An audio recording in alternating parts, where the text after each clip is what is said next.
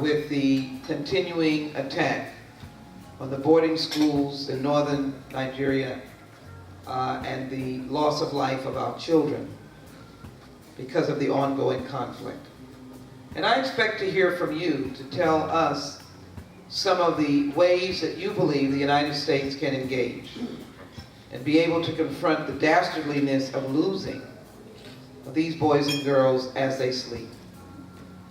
The second, I think you know, is that there's been a massive kidnapping of Nigerian women. Some have been found, as suggested by the government, but I will tell you that that is probably going to be a rising issue in the United States Congress. I expect to be engaged because the truth will set us free. Either those women are free or they're not.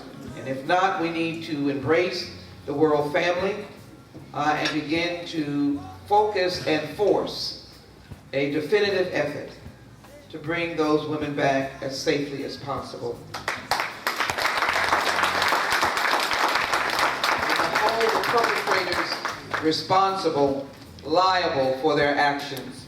You know, it's very difficult to say we love our respective countries and for us to coddle those who undermine our country. It's very hard for me to say I love America and ignore Clive Bundy, who has spent mountains of times on a mountain in Nevada talking about African Americans and their destiny would be better in a garden with chickens and got to slavery. Very hard for me to love my country and not criticize that.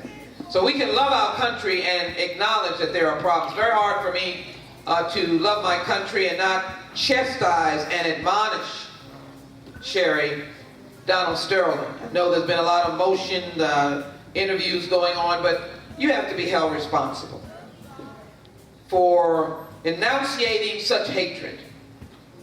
And you could be in your senior years, but it was decades that he carried on this behavior. Closed the doors of his apartments to African Americans and said something about their odor.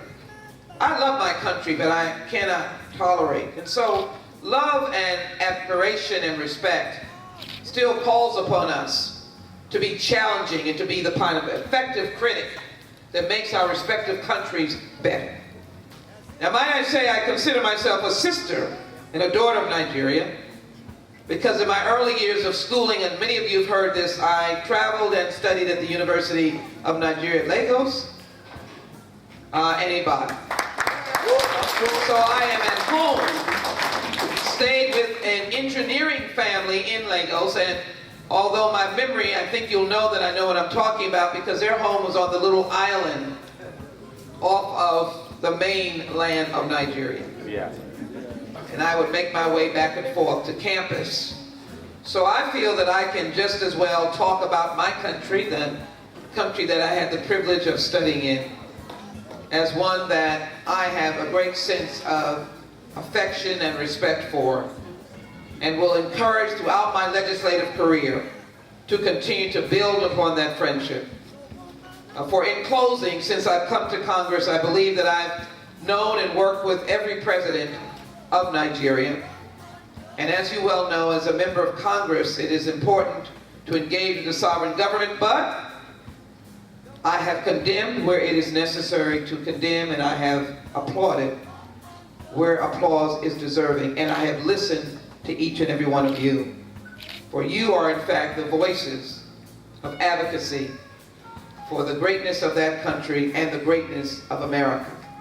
We're proud to call you all friend.